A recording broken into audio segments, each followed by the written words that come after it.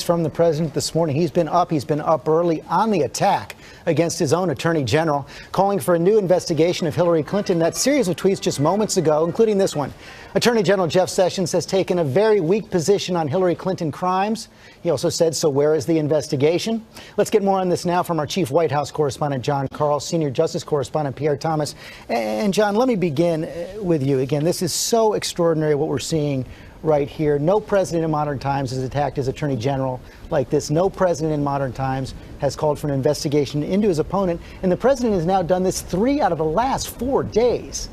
Yeah, it's especially bizarre, George, when you consider that Attorney General Sessions actually had offered to resign back in May when the president first exploded on him for his recusal that resulted, the president believes, in the appointment of Robert Mueller as the special counsel. He offered to resign. The president did not accept that offer.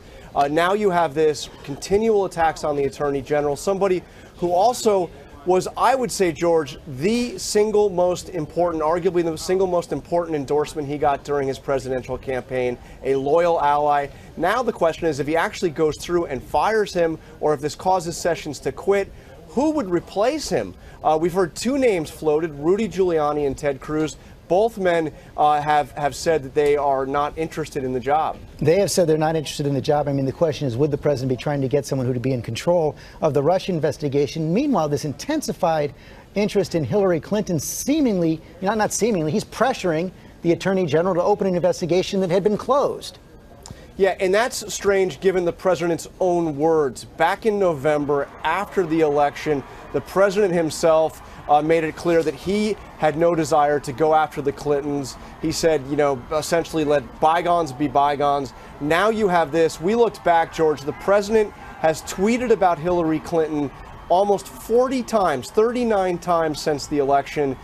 He won that election, but seems intent on going back and relitigating it over and over and over again. And of course, this was an investigation that the FBI completed and closed. Let's get more on this now from Pierre Thomas over at the Justice Department. Up till now, Pierre, the Attorney General hanging in there.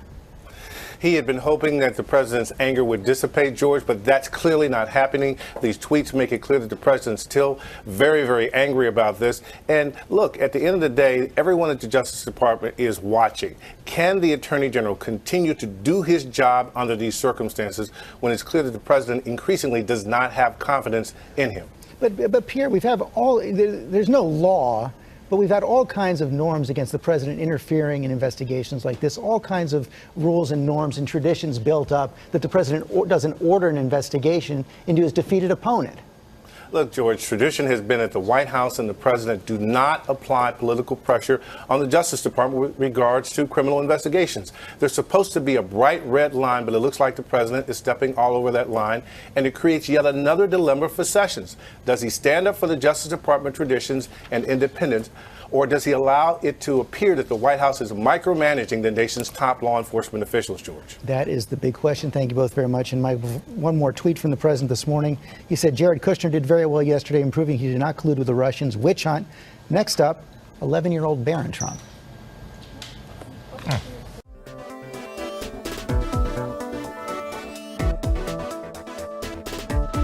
We are hearing from survivors who were packed inside a sweltering tractor trailer with no air conditioning and no water.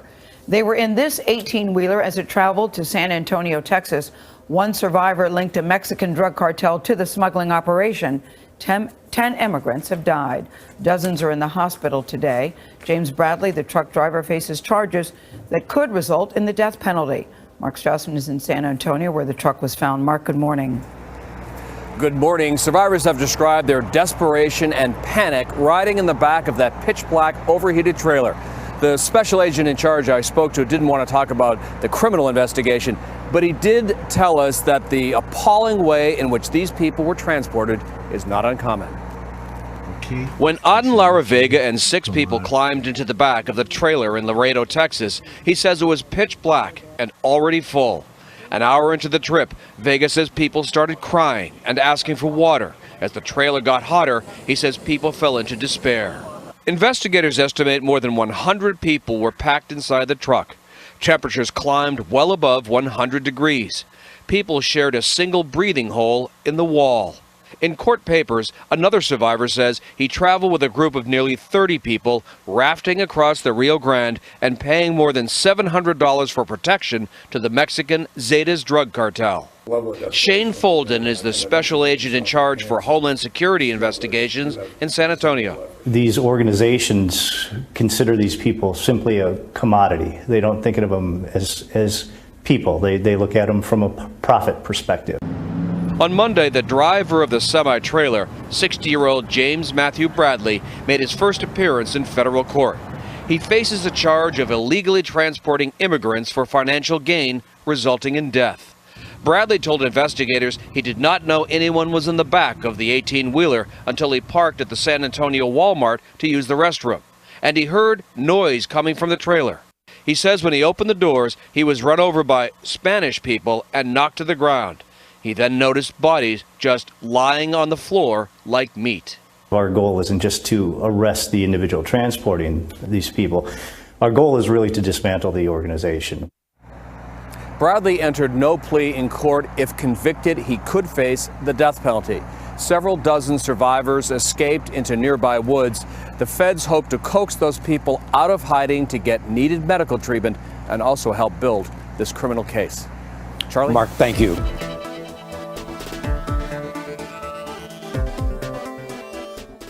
What a dramatic morning this is turning out to be, with John McCain making that surprise return to Washington just days after getting diagnosed with brain cancer. Republican leadership, knowing every vote is critical on health care, had hoped he would make it back in time for today's procedural vote that kicks off debate in the first place on a bill. This is something the senator seemed supportive of last week. But even if the GOP clears this hurdle, there are plenty more ahead, with questions on what the Senate bill will even look like and what's shaping up to be another health care cliffhanger.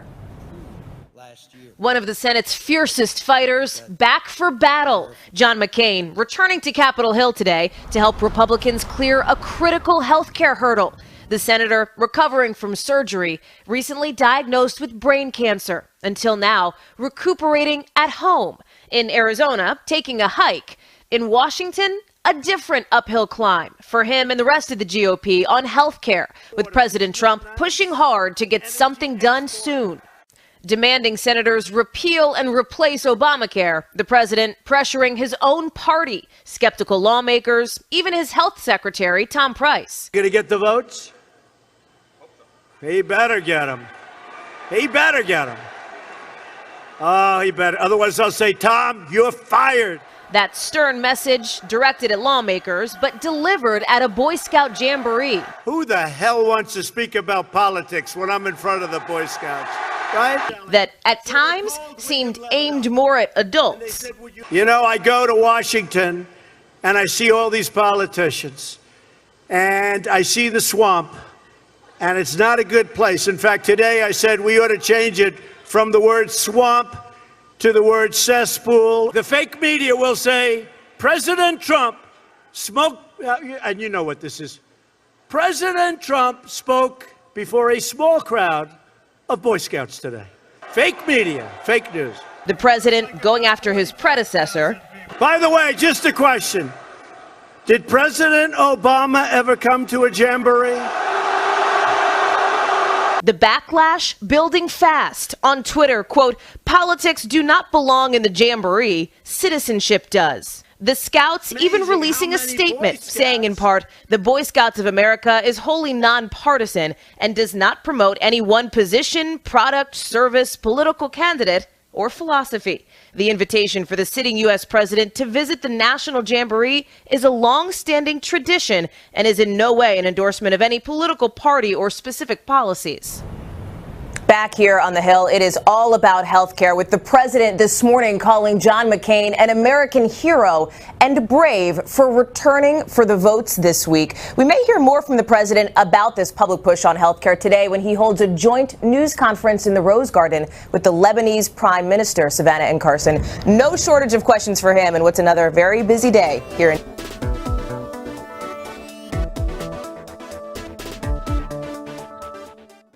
The day began with tears for friends and loved ones of Justine Damond. Hundreds met for a vigil on a beach in Sydney, Australia. Thousands of miles from those in mourning, Minneapolis police released more details about the fateful night and why Damond called 911. According to the transcripts, during the call at 11:27, she said, "I can hear someone out the back, and I'm not sure if she's having sex or being raped." She continues on saying, "I think she just yelled out, 'help.'" Damond calls back again 8 minutes later when police weren't there, concerned they had the wrong address. The operator says, "Yup, officers are on their way there." When they arrived in the alley, the BCA reports a loud noise startled Officer Matthew Harity. Damond appeared at his window. Then Officer Mohammed Noor shot across his partner, striking her. By 11:41, officers called dispatch saying someone was shot. Shots fired. Can we get EMS code 3 Washburn and 51st Street? Got one down. The attorney for Harity said it is reasonable to assume an officer in that situation would be concerned about a possible ambush. I think that's ludicrous. It's disinformation that doesn't have any basis in fact. Twin Cities attorney Bob Bennett represents Damond's family. He says when police shot Damond, she was not armed and was not a threat. The possibility of it being a unconstitutional, improper use of deadly force is sky high.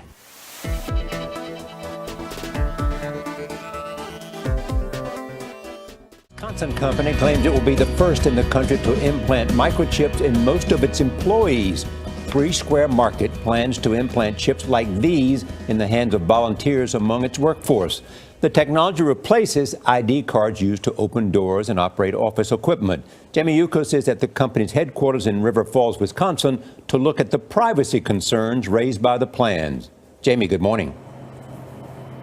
Good morning. 3 Square Market has about 80 employees, and the place they'll use the technology the most is probably right here in the break room, whether they're buying fruit snacks or maybe some Lucky Charms. In order to pay, they won't use a credit card. All they'll have to do is flick their wrist. By next week, more than 50 3 Square Market employees will have bionic hands with a credit card chip implanted near their wrist. You just swipe your hand. Basically, it's a serial number that is assigned to your credit card. The company is offering the chips, which cost about $300 a piece, to its employees for free. The owner, Todd Westby, his wife and 2 children will also be getting microchips. You're not going to be tracking your employees around town to see what they're up to and what they're doing. No, we will not. It's for entrance to the building, logging into computers, making purchases in our break room market, things of that nature. Employees will now have 2 ways to get into the building. They can either use the traditional keypad with their ID number, or if they're microchipped, they can just use their hands and swipe. That will allow them to open the door. 3 Square Market makes vending machines with credit card chip readers. Experts wonder if this is all a publicity stunt and worry about the loss of privacy. Do you want someone knowing every time you enter or leave a room or use a copy machine? There's a degree of autonomy that's lost with this, person-to-person, one-to-one tracking. You can never leave it behind. You can't really turn it off. I think it's a step towards the future. But assembly line manager Eric White thinks the chips could eventually save lives. Somebody who's allergic to something or has a condition, they could scan your hand and all the information is there. The technology is already being used in Europe, but the company hoping to popularize the chips here in the U.S. is far from tech hubs like Silicon Valley. So watch out. River Falls, Wisconsin might be the next big thing. And we're glad to be a part of it. 3 Square Market is working with a Swedish company to embed the microchips in its employees. Everybody wants to know, how big is it, right? It's the size of a grain of rice. You see that right there? A professional piercer actually has to put it in the person's hand. Now, to remove it, I'm told, it's just like removing a sliver. The pain factor, by the way, is like getting your ears pierced. Nora?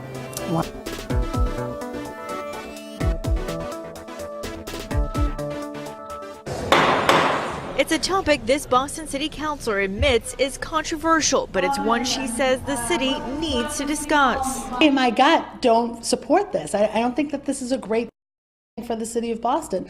But as a city councilor, it's my responsibility to have a full understanding of what it could mean. At the center of today's hearing, the opioid epidemic, and to talk about medically supervised injection facilities, or what's often called safe injection sites. This after the Massachusetts Medical Society adopted a resolution recently urging the state to launch a pilot program that would create these facilities. No, we wouldn't inject anything, nor would we provide any of the drugs. Basically, these are people who are going to do it down a dark alley anyway. away and then possibly die. This way they would do it in a safe facility. Dr. Henry Dorkin, the president of the Massachusetts Medical Society, says Vancouver, Canada already has a safe injection site, which shows a 35% reduction in lives lost to the opioid epidemic there. That would translate into 700 saved lives in the Commonwealth of Massachusetts in the past year. Aubrey Esther says she's been on heroin and other drugs for more than 12 years now and supports a safe injection site. She says she overdosed a week ago while she was alone. Since I didn't want to bother my friends, I didn't use that safety net. The result was a near-fatal overdose. But others are against the idea. It might save a few, it doesn't solve the problem. City councilors say they expect to hold more hearings on this topic in the future so they can understand the implications these facilities might have on the city. In Boston, Diane Cho, WCVB.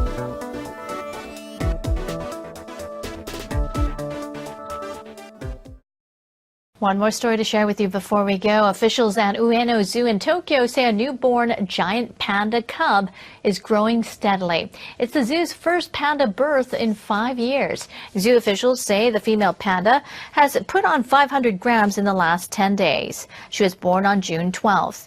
A video from Saturday shows the cub starting to open her eyes. The officials say the cub began crawling about a week ago. They expect her to fully open her eyes within a few days and to walk at about 3 months of age. The officials also say that the panda's mother, Shinshin, has her appetite back and is looking after the cub. From Friday, the public will be able to submit suggestions for a name for the little giant panda.